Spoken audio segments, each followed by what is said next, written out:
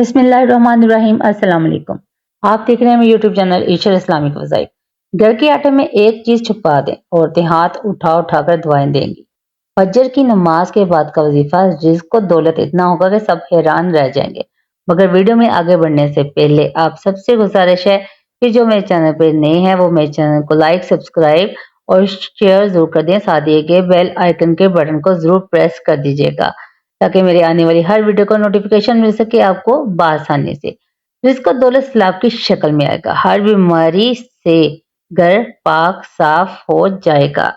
जी तो मोहतरम नाज़रीन, घर के आटे में कोई भी औरत ये 3 दाने छुपा दे, हाथ उठा उठा कर दुआएं देंगी, रिज़्क दौलत सलाब की शक्ल में आने लगेगा।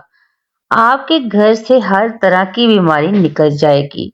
आपका घर हर तरह की बीमारी से पाक साफ हो जाएगा।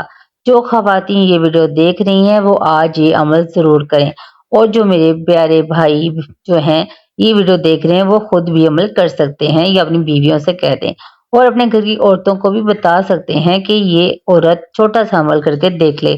ना तो आपका कोई वक़्त ज़ाया होगा और ना कोई मुश्किल। और जो मेरे बहन भाई जो हैं ये काम करेंगे उनको छोटे से अमल करके देख लेंगे, आपको फायदा बहुत होगा।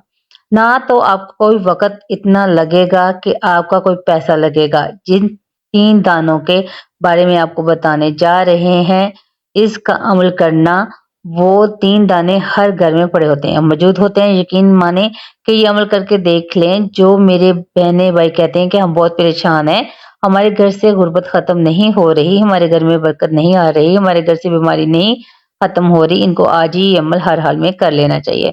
अल्लाह ताला की ज़ात पर पूरा यकीन रखना चाहिए कि दुनिया इसने बनाई है, बस ये बात अपने ज़हन में रखनी है। ऐसा नहीं करना कि ये अमल करने के बाद आपका ध्यान इसकी तरफ से बटा रहे। इस बात का ज़हन से निकाल देना है। 3 दाने घर में आटा पड़ा होता है, इसमें रख के ये अमल आपने करना है। अल्लाह की ज़ात पर यकीन रखना है कि वो ही मेरे बिगड़े हुए कामों को दुरुस्त कर देगा इंशाअल्लाह। वो ही मेरे रिज़्क और दौलत में इज़ाफ़ा अता फरमा देगा, वो ही मेरी परेशानी को दूर फरमा देगा। नाज़रीन, आटा एक ऐसी अल्लाह पाक की नेमत है जिसके बगैर ज़िंदगी का गुज़ारा बड़ा ही मुश्किल है। आप दुनिया की जैसी नेमत मर्ज़ी अल्लाह पाक की दी हुई नेमतें खाते रहें, मगर फ्रूट खाते रहें, सब्जियाँ खाते रहें, जो मर्ज़ी खाते रहें, लेकिन जब तक आटे की बनी हुई रोटी नहीं खाएँगे, आपकी भूख नहीं मिटेगी। दुनिया की जौन-सी मर्ज़ी डिश को आप अपनी ट्राई करके देख लें, जब तक आटे की रोटी नहीं मिलेगी, आपकी भूख नहीं मिटेगी। ये आटा चाहे गरीब हो या अमीर हो, हर घर में इस्तेमाल होता है और हर घर में इसको खाया जाता है। आज आपने ये अमल करके ज़रूर देखना है। यकीन मानेंगे जो ख़वातीन हैं ये अमल करेंगी, वो हाथ उठा-उठा कर दुआएँ देंगी कि हाँ, ये अमल हमने पहले क्यों नहीं किया, कि मैंने इतना ख़ास प्यारा और इतना मोअत्तर अमल आपको बता दिया है। अल्लाह ताला ने हमें ज़िंदगी में लातदार नेमतों से नवाज़ा रखा है। अगर दिल में हकीकी मायने में इन नेमतों का एहसास और कदर हो और दिल में नाशुक्री के जज़्बात ना हो, तो इंसान बखूबी अंदाज़ा लगा सकता है कि अल्लाह ताला ने इस पर कितना करम किया है और इनाम फरमाया है। ऐन मुमकिन है कि हम इन नेमतों को कम शुमार करें, लेकिन जब हम अपनी ज़िंदगी का एक तवील अरसा गुज़ार लेते हैं और फिर गुज़रे हुए ज़मानों में अपने ऊपर होने वाले अल्लाह रब्बुल इज़्ज़त के अनामुल कराम और एहसान का बगौर जायज़ा लेते हैं, तो हमें अंदाज़ा हो जाता है कि हमारे पास रब ने हमें किस कदर लामहदूद नेमतों से नवाज़ रखा है। अल्लाह रब्बुल इज़्ज़त की अता करदा बेशुमार नेमतों में से एक नेमत रिज़्क है। अगर रिज़्क के लगवा मायने का जायज़ा लिया जाए तो इससे मुराद अता है। गोया अल्लाह रब्बुल इज़्ज़त की अता, ख़्वाह वो चीज़ किसी भी सूरत में हो, रिज़्क कहलाती है। ये अता दीनवी भी हो सकती है और आखिरी भी और रूहानी भी। इस मानी से रूह से मईशत, माल और दौलत की फरावानी, आसाइश, औलाद, इल्म नाफ़े, अख़लाक़ हुस्ना और अमल सालिहा है। रिज़्क की मुख्तलिफ सूरतें हैं। सूफिया कराम का नज़रिया ये भी है कि अल्लाह रब्बुल इज़्ज़त पर अनवारों तजल्लियात की जो बारिश करता है और इल्म और फ़ान की सूरत में नेमत अता करता है, वो भी रिज़्क है। इससे वो आलिम बाला, आलिम रूहानी और आलिम नूरानी का रिज़्क कहते हैं। अब ये भी अपनी अपनी पसंद है कि कौन किस चीज़ का तलबगार है, कि वो रिज़्क का तलबगार है, कि वो अपनी रोज़ी में बरकत का तलबगार है, और कोई आखिरी रिज़्क की खातिर सारी ज़िंदगी रियाज़त وہ مجاہد میں گزارتا ہے۔ اللہ رب العزت نے رزق عطا کرنے کے حوالے سے اپنی شان بیان کرتے ہوئے فرمایا ہے، بے شک اللہ ہی ہر ایک کا روزی رسا ہے، بڑی قوت والا ہے، زبردست مضبوط ہے، اس سے کسی کی مدد تعاون کی حاجت نہیں، گویا ہر طرح کی نعمت اور رزق چاہے وہ ظاہری ہو یا باطنی، دنوی ہو یا روحانی، اسے عطا کرنے اور لوگوں کے درمیان تقسیم کرنے والی ذات اللہ رب العزت کی ہی ہے۔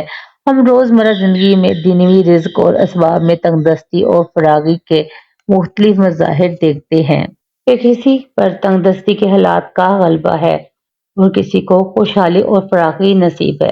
اسی طرح کسی کی تنگ دستی کو فراغی میں اور کسی کی حالت فراغی کو تنگ دستی میں ڈلتے ہوئے بھی ہم دیکھتے ہیں۔ انسان ان مراحل میں پریشان ہو جاتا ہے، نتیجتاً اس کے دل میں ناشکری کے جذبات جنم لینے لگتے ہیں، اس کے دل میں بے صبری کی کیفیات اجاگر ہونے لگتی ہیں اور وہ بے چین ہو جاتا ہے۔ رزق کے حوالے سے ناشکری، پریشانی اور بے صبری اس کے اندر دوسروں سے حسد اور دشمنی کے جذبات پیدا کرتی ہے۔ وہ کسی کو بھی بد دعا دیتا ہے اور کسی کی خوشی کو حسد میں دیکھتا ہے۔ یہ سب کچھ اس ناخوشی، بے صبری، ناشکری کے جذبات کے نتیجے میں پیدا ہوتا ہے، جبکہ اللہ رب العزت ارشاد فرماتا ہے کہ یہ سب کچھ تقسیم کرنے والا تو میں ہوں، یعنی تقسیم میں نے کی ہے اور تم دشمنی دوسرے انسان سے کرتے ہو۔ اس تقسیم کا معیار تو میں نے مقرر کیا ہے، تو پھر کسی دوسرے سے حسد کیوں کرتے ہو؟ دوسرے کے لیے اپنا دل تنگ کرنے کے بجائے اپنے دل کو کشادہ رکھو۔ دوسروں کو بھی میں نے عطا کیا اور تمہیں بھی عطا کروں گا، مگر اپنے اندر وہ عادات اور اخلاق پیدا کرو جن عادات کے صلے میں دوسروں کو میں نے عطا کیا۔ یہ وہ اہم نقطہ ہے جس پر ہم توجہ نہیں دیتے۔ کسی کی ترقی یا کسی انعام پر، کرام پر بارش نظر آتے دیکھتے ہیں، مگر اس انعام کے پیچھے اس کی کون سی عادات، کیفیات، اخلاق کار فرما ہے، اس کی کوئی سی ادا اللہ رب العزت کو پسند آئی ہے جس کے نتیجے میں اللہ تعالیٰ نے اسے انعام و کرام سے نوازا۔ ہم اس کے پیچھے کار فرما ان امور کو نہیں دیکھتے۔ ہمارا رویہ تو یہ ہے کہ نہ صرف تنگ دستی کے سبب پریشان ہو جاتے ہیں بلکہ اوروں پر ہونے والی عطاؤں پر بھی مغموم ہو جاتے ہیں۔ اللہ رب العزت کی بارگاہ سے رزق اور دینوی، اخروی اور نعمتوں کے حصول کے کچھ اصول و ضوابط ہیں۔ آخر اگر انہیں اسلام کی تعلیمات کی روشنی میں دینی محبت کے ساتھ اپنا لیا جائے تو اللہ رب العزت اس دنیا میں ہمیں آسانیاں مرحمت فرمائے گا، ہماری مشکلات دور ہوں گی اور ہمیں عطا کیا جائے گا۔ ان میں سے کئی امور ایسے ہیں کہ جن پر کی طرف ہم توجہ نہیں دیتے بلکہ ان کو اتنا چھوٹا سمجھتے ہیں، ان کو نظر انداز کر دیتے ہیں۔ قرآن مجید اور احادیث میں بھی امور و معار کا تذکرہ آیا ہے کہ انسان پر دینی محنت کے ساتھ ساتھ روحانی محنت بھی لازم ہے۔ اگر جسمانی اعمال کے ساتھ ساتھ روحانی احوال بھی سنوار لیں گے تو اللہ رب العزت ہمیں دنیا اور فراغی آسانی عطا فرمائے گا۔ اللہ رب العزت کی بارگاہ سے دینی و اخروی نعمتوں کے حصول کا پہلا اصول شکر نعمت ہے۔ اللہ نے رب العزت نے فرمایا ہے سورۃ ابراہیم میں ہے، اگر تم شکر ادا کرو گے تو میں تم پر نعمتوں میں ضرور اضافہ کروں گا، یعنی اگر تم نعمتوں کا شکر ادا کیا اور انہیں صحیح معروف پر خرچ کیا تو تمہیں اور زیادہ نعمتیں عطا کروں گا۔ اللہ رب العزت نے ایک قانون عطا کیا کہ دوسروں پر نعمتوں کی بہار دیکھ کر زیادہ پریشان نہ ہوا کریں اور ان کو دل میں تنگ نہ کر لیا کریں، بلکہ نعمتوں کے پیچھے چھپے ان راز پر غور کریں اور میری رضا و خوشنودی کو طلب کریں تاکہ میں تم پر بھی انعام و کرام کی بارش کروں۔ حصول رزق کے لیے انسان کی قناعت کو قلبی اطمینان بھی بے حد ضروری ہے۔ حدیث مبارکہ میں ہے کہ جب بچہ ابھی ماں کے پیٹ میں ہی ہوتا ہے تو اللہ تعالیٰ اس بچے کے حوالے سے ایک فرشتے کو 4 باتوں، اس کے عمل، اس کا رزق، اس کی متع زندگی اور اس کے نیک اور بد اعمال لکھنے کا حکم دیتا ہے۔ توجہ طلب یہ ہے کہ ان 4 امور میں اس کا رزق بھی شامل ہے۔ اللہ رب العزت نے کیا کچھ، کتنا، کب اور کیسے دینا ہے، یہ سب کچھ وہ ذات لکھ دیتی ہے، تو پھر یہ دنیا میں جھگڑے کی وجہ نہیں رہتی کہ فلاں شخص نے میرا نقصان کیا یا فلاں شخص نے میرے لیے سازش کی یا فلاں شخص نے میرے مال کو نقصان پہنچایا۔ جو کچھ بچنا ہے وہ بھی نصیب سے بچتا ہے اور جو کچھ ضائع ہونا ہے وہ بھی نصیب سے ضائع ہوتا ہے۔ لہٰذا اس پر اللہ رب العزت کے حضور اپنے دل میں اطمینان رکھا کریں، لیکن تدبیر لازم ہے کیونکہ وہ حکم شرعی ہے، لیکن تدبیر کے نتیجے میں جو کچھ بھی رونما ہو جائے اس پر اپنے دل کو راضی کرنا ہے۔ جب ہم اپنے دل میں اطمینان پیدا کر لیں گے تو اللہ رب العزت راضی ہو جائے گا۔ رزق کی تقسیم یقیناً اللہ رب العزت فرماتا ہے کہ کسی کو کم اور کسی کو زیادہ دیتا ہے۔ اگر کسی کو اللہ رب العزت زیادہ دے دے اور اس کے دل میں خیال ہے کہ شاید مجھ پہ اللہ کا کرم زیادہ ہے، تو اس حوالے سے یہ ذہن میں رہے کہ اللہ رب العزت کسی کو دیکھ کر آزماتا ہے اور کبھی کسی کو نہ دیکھ کے آزماتا ہے۔ انسان خیال کرتا ہے کہ مجھے کم کیوں دیا، کم اس لیے دیا کہ عین ممکن تھا کہ ہم مال و دولت کی فراوانی میں یوں گم ہو جاتے کہ کسی مرحلہ پر اب ایمان سے بھی ہاتھ دھو بیٹھتے۔ ہم اس مال و دولت کی فراوانی کا سنبھال ہی نہ پاتے اور لوگوں کے ساتھ زیادتی ظلم کا ارتکاب کر بیٹھتے اور نہ جانے کیا کیا کر بیٹھتے، بالآخر اللہ رب العزت کے عذاب کا شکار ہو جاتے۔ تو ہمیں نہیں جانتے کہ اللہ رب العزت کا امر کیا ہے، بس اس نے ہم بڑی تکلیف اور آزمائش سے بچانے کے لیے چھوٹی تکلیف دے کر اپنے بندوں کو محفوظ فرما لیا۔ اللہ رب العزت نے ارشاد فرمایا ہے سورۃ المومن میں 55 اور 23 آیت میں ہے، کیا وہ لوگ یہ گمان کرتے کہ ہم جو دنیا میں مال و اولاد کے ذریعے ان کی مدد کریں، یعنی وہ اس بات کو نہیں سمجھتے کہ اللہ پاک نے یہ معاملہ کیوں فرمایا، حالانکہ یہ معیشت کی تقسیم کم یا زیادہ، رزق میں تنگدستی یا خوشحالی میں، یہ تمام امر اللہ ہی سے ہے اور ہم یہ نہیں جانتے کہ اللہ نے ایسا کیوں کیا ہے، لیکن ہمیں اس بات کی تلقین کی گئی ہے کہ اللہ رب العزت کی عطا پر راضی ہونا سیکھے۔ جب بندہ اللہ تعالیٰ کی رضا پہ راضی ہو جاتا ہے تو ذات بندے کو اس تکالیف اور پریشانیوں سے نجات عطا فرماتی ہے۔ رزق میں اضافہ اور فراوانی کا تیسرا اصول اور ذریعہ دعا ہے۔ قرآن مجید کی آیت اور حدیث مبارکہ میں صراحتاً موجود ہے کہ انسان کو ملنے والی ساری عطائیں، خوشحالی، تنگدستی، آزمائش، فراوانی، سب کچھ اللہ رب العزت نے لکھا ہوا ہے۔ جب سب کچھ اس کا عطا کرتا ہے تو پھر ہر پریشانی کا علاج بھی دنیا میں جگڑنے میں اور نہ ہی کسی کے دل کو تنگ کرنے میں ہے، نہ کسی کی غیبت کرنے میں اور نہ کسی کے بارے میں بری بات کہنے میں ہے، بلکہ ہر مسئلے کا حل اسی کے حضور سجدہ ریزہ ہو کر دعا کرنے اور اسی مالک کا حقیقی سے مانگنے میں ہے۔ مولا نے عطا کیا ہے، میری مشکلوں کو بھی دور فرما، اے میرے مولا میری آزمائشوں کو بھی حل فرما۔ نبی اکرم صلی اللہ علیہ وسلم کا اسوہ مبارکہ ہر مسلمان کے لیے اسوہ کاملہ کی حیثیت رکھتا ہے اور ہر شخص اس سے استفادہ کرتا ہے، جس کے نتیجے میں دنیا آخرت کی کامیابی حاصل ہوتی ہے۔ سیدنا انس بن مالک رضی اللہ عنہ بیان کرتے ہیں کہ حضور پاک صلی اللہ علیہ وسلم اپنی حیات مبارکہ میں دعا یہ کثرت سے فرمایا کرتے تھے، اے ہمارے پروردگار، ہمیں دنیا میں بھی بھلائی عطا فرما اور آخرت میں بھی بھلائی سے نواز اور ہمیں دوزخ کے عذاب سے محفوظ رکھ۔ یعنی آقا کریم صلی اللہ علیہ وسلم نے اپنے اسوہ مبارکہ سے اپنی امت کو یہ تعلیم فرمائی کہ اللہ نے سے دنیا اور آخرت دونوں کی بھلائیاں مانگتے رہا کرو۔ یہ ایک جامعہ دعا ہے کہ دنیا میں رہتے ہوئے دنیا کی بھلائی میں دعا مانگو، یہاں سے آخرت میں جانا تو ہے، آخرت کی بھلائی میں مانگو، اور عین ممکن ہے اعمال کے نتیجے میں عذاب کی حقدار ٹھہریں، اس عذاب سے معافی بھی مانگتے رہا کرو۔ یہ دعا تینوں پہلوؤں کو مکمل کرتی ہے، یہی وجہ ہے کہ آقا علیہ السلام یہ دعا کثرت سے مانگا کرتے تھے۔ اس سے ہمیں یہ سبق ملتا ہے کہ کس طریقے سے اللہ کے حضور ہمیں اپنی پریشانی کے ازالے کی دعا مانگنی ہے۔ رزق میں اللہ رب العزت سے مانگنا نہ بھولیں، ہمیشہ اللہ رب العزت کی بارگاہ میں دست دعا دراز رکھیں، دل کی خاصیت کے ساتھ جس سے مانگیں، حسد مت کریں، پھر اس کے عطا کرنے میں چاہے جتنی بھی دیر کیوں نہ ہو، اس کی رحمت سے کبھی مایوس نہ ہو۔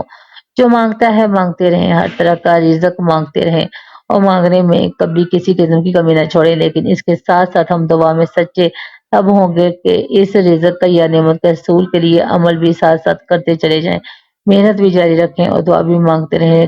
لیکن کبھی کبھار ایسا ہوتا ہے کہ ہم پریشانی میں گر جاتے ہیں، مالی پریشانی، روزگار کی پریشانی، جاب کی پریشانی، پھر ان پریشانی کے نتیجے میں عبادت کی طرف رغبت کم ہو جاتی ہے، مایوسی کا شکار ہو جاتے ہیں، دھیان اس طرف نہیں جاتا، اسی طرح ڈپریشن اور ذہنی تناؤ کا شکار ہو جاتے ہیں اور عبادت سے غافل ہو جاتے ہیں، اور ان دنوں میں ہم دعا کرنا ہی بھول جاتے ہیں، جبکہ اس وقت سب سے زیادہ دھیان اور رجوع اللہ کی بارگاہ کی طرف ہونا چاہیے۔ آقا علیہ السلام نے فرمایا، جب تم کہو گے کہ اللہم ارزقنی، کہ اے اللہ مجھے رزق عطا فرما، تو اللہ کہے گا قد فعلت، میں نے رزق دینے کا فیصلہ کر لیا، بس اللہ کے حضور مانگتے رہا کرو، اللہ پاک یقیناً اپنے خزانہ سے عطا فرما دے گا۔ محترم ناظرین، سب سے پہلے وظیفہ نوٹ کر لیں کہ اس عمل کو کرنے سے آپ لوگوں کو جو 3 دانے چاہیے یہ کون سے چاہیے۔ سب سے پہلے نمبر پر آپ کو چاہیے لونگ کا دانہ۔ لونگ ہر گھر میں موجود ہے، آپ اپنے گھر میں کچن میں دیکھ لیں کہ جہاں پر آپ کا گرم مسالہ پڑا ہوگا، اس میں سے آپ کو ایک لونگ بڑی آسانی سے مل جائے گا۔ یہ لونگ جس کے حوالے سے پہلے بھی میں نے اس ویڈیو میں بنایا ہے، بتا چکی ہوں کہ لونگ گرم مسالوں کا بادشاہ سمجھ لیں۔ گرم مسالے کی رونق ہی لونگ کے ذریعے ہوتی ہے۔ لونگ کو ہم اپنے گھر میں بیماری کے لیے استعمال کرتے ہیں۔ داڑھ کا درد ہو، دانتوں کا درد ہو، اس سے ہم لونگ کا استعمال کرتے ہیں، لیکن آج آپ نے اس عمل کے اس سے استعمال کرنا ہے کہ اس کے بعد دوسرے نمبر آپ کو چاہیے کالی مرچ کا دانہ۔ کالی مرچ کا دانہ جو بھی ہر گھر میں موجود ہوتا ہے۔ کالی مرچ کے بڑے ہی فائدے ہوتے ہیں، یہ بھی ہاضمے کو بڑا بہتر رکھتا ہے۔ یہ دیسی ادویات میں استعمال ہوتی ہے۔ لونگ اور کالی مرچ یہ دیسی ادویات میں بہت آسانی سے استعمال ہوتی ہے اور یہ گھر میں موجود ہوتی ہے، خاص کر ہاضمے کی درستی کے لیے، ہاضمے کو بہتر بنانے کے لیے کالی مرچ کا بڑا استعمال کیا جاتا ہے۔ اس کے بعد تیسرے نمبر پر آپ کو چاہیے جو ہے الائچی، ٹھنڈی ہوتی ہے، اس کی ترتیب ٹھنڈی ہوتی ہے، یہ بھی دیسی ادویات میں شامل ہوتی ہے، کھانوں میں استعمال ہوتی ہے۔ اس کا پاؤڈر بہت ہی بہترین ہے۔ الائچی بھی ہر گھر میں پڑی ہوتی ہے۔ یہ جو 3 دانے میں نے آپ کو بتائے ہیں یہ ہر گھر میں موجود ہوتے ہیں۔ آپ نے یہ 3 دانے لینے ہیں اور اپنے پاس رکھ لینے ہیں۔ کوشش کریں کہ یہ دانے سڑے ہوئے نہ ہوں، موٹے تازے دانے ہوں۔ ان تینوں دانوں کو لے کر ایک پلیٹ میں رکھ لیں اور اپنے سامنے رکھ کے بیٹھ جائیں۔ اب اپنی عمل کرنا کیا ہے، وہ عمل کو اور توجہ سے سن لیں۔ 3 دانے اپنے سامنے رکھ کر عمل میں آپ نے سب سے پہلے آپ نے پڑھنی ہے وہ سورۃ کوثر، اس کے بعد یا شافی یا اللہ، اس کے بعد پھر پڑھنا ہے یا رزاق یا اللہ۔ اس عمل کو پڑھنے کا طریقہ آپ کو تفصیل سے غور سے سمجھا دیتے ہیں، کیونکہ اکثر لوگ بعد میں یہ کمنٹ میں پوچھتے ہیں یہ طریقہ سمجھ نہیں آیا، پھر ہر بندے کو الگ الگ کمنٹ میں جواب دینا پڑتا ہے۔ بڑے غور سے طریقہ آپ لوگ سن لیں کہ 3 دانے، ایک لونگ کا دانہ، کالی مرچ کا دانہ اور ایک الائچی یعنی کہ سبز الائچی سڑے ہوئے نہ ہو لے کر جائیں تو اپنے ہاتھوں کے اوپر رکھ لیں یا پھر پلیٹ میں رکھ لیں۔ اپنے سامنے رکھنے کے بعد آپ نے کرنا کیا کہ ان کے اوپر 3 مرتبہ یہ عمل کرنا ہے جو آپ اس وقت دیکھ رہے ہیں، آپ کو بتا رہے ہیں 3 مرتبہ کیسے پڑھنا ہے۔ تینوں دانوں پر آپ نے سب سے پہلے بسم اللہ الرحمن الرحیم پڑھ کر سورۃ کوثر پڑھنی ہے۔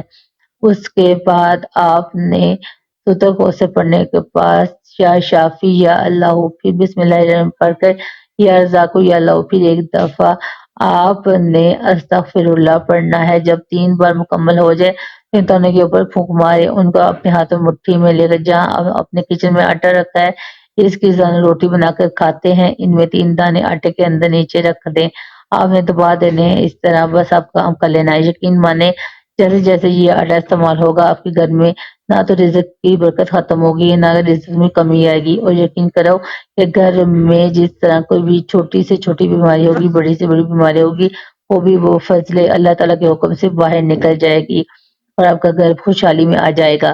امید کرتے ہیں آپ کو ویڈیو بہت اچھی لگی ہوگی۔ اللہ تعالیٰ کے پیارے 99 ناموں میں سے ایک نام کمنٹ میں ضرور لکھے گا۔ ملتے ہیں اپنی اگلی ویڈیو میں، مجھے دیجیے اجازت، اپنا رکھیے گا خیال، اللہ حافظ۔